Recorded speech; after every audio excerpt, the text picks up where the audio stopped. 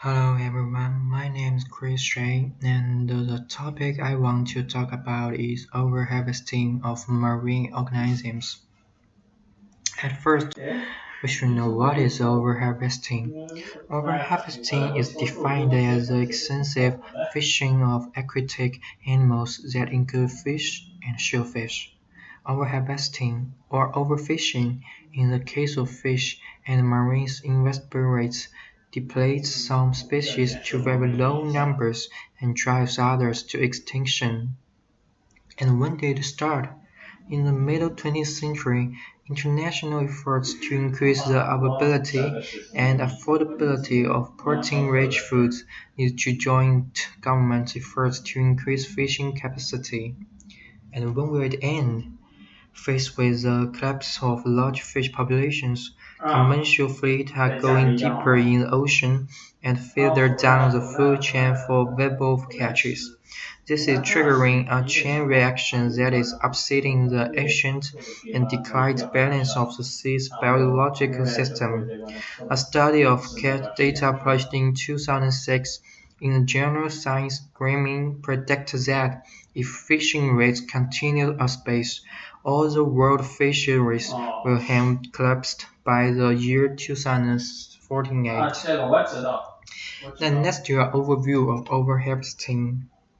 Billions of people rely on fish for protein, and fishing is the principal livelihood for millions of people around the world. For centuries, our seas and oceans have been considered a limitless body of food. However, increasing fishing efforts over the last 15 years, as well as the unsustainable fishing practices, are pushing many fish stocks to the point of collapse. So, there are more than 13% of the world's fisheries has been pushed beyond their biological limits and are in need of strict management plans to restore them. Several important commercial fish populations, such as the Atlantic bluefin tuna and the groupers, has declined to the point where their survival as a species is threatened. This is a survey report by the Food and Agriculture Organization of the United Nations. It shows about 52% of the worldwide fishery resources are totally developed and about 20% are finished-developed, and there are 17% are overexploited and 7% are basically depleted. And for the causes of overharvesting, the first is the open access fisheries. A main problem of overfishing is the open access nature of fisheries. Because there are no or few property rights, there is a lack of incentive for fishermen to leave fish in the water. And the second is poor fisheries management. A lack of management oversight, government regulations, and traceability for fishing activities has long been a problem in the fishing industry. Current rules and regulations are not strong enough to limit fishing capacity to a sustainable level. This is particularly the case for the high seas, where there are few international fishing regulations, and those that exist are not always implemented or enforced. And the third one is illegal fishing. One key dimension of the overfishing crisis is illegal, unregulated, and unreported fishing.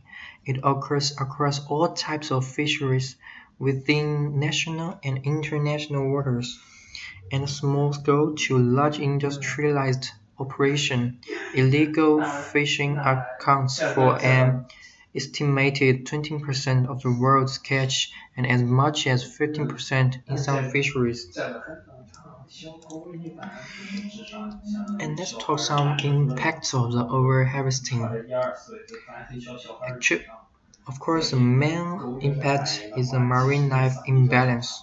Targeted fishing of the top predators, such as billfish, sharks, and tuna, eventually distributes marine communities, causing increased abundance of smaller marine animals at the bottom of the food chain.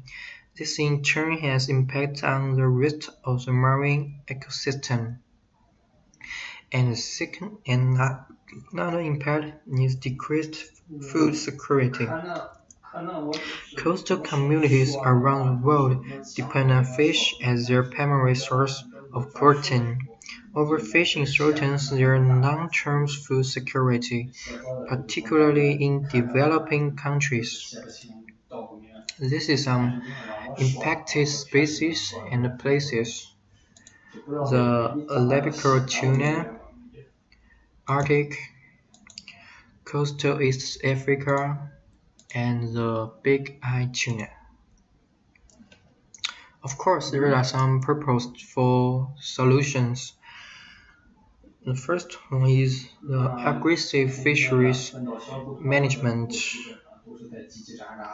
We can regulating fishing with quotas and dates so that people can avoid the breeding season and give those fish time to recover. And the second is consumers' education.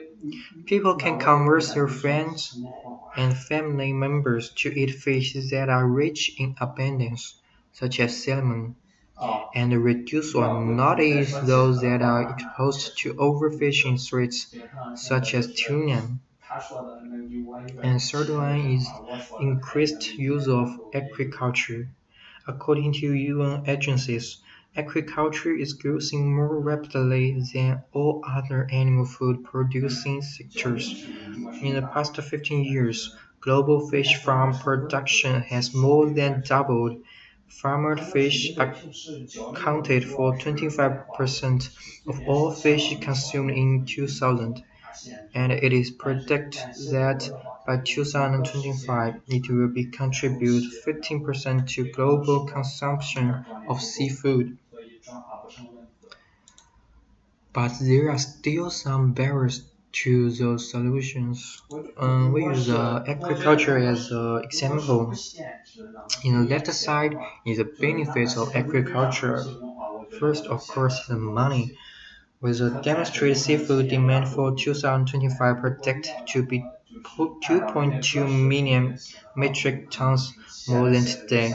This is a potential for 1 billion per year revenues by the same year, while the current value of U.S. seafood production is near 900 million annuals. The U.S. Department of Commerce hopes to increase this to 5 billion by 2025. And second is jobs. Agriculture, of course, has the potential to provide those fishermen lots of jobs. And the third one is the dietary needs. The growth in the agriculture industry has led to decreased price per pound for numerous popular fish, making it easier and cheaper for many Americans to obtain the health benefits of a diet with sufficient fish compounds. And in the right side is the risks of agriculture. The first is the disease and sea lice.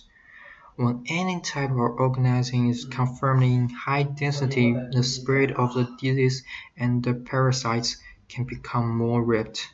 And second is the pollution from agriculture.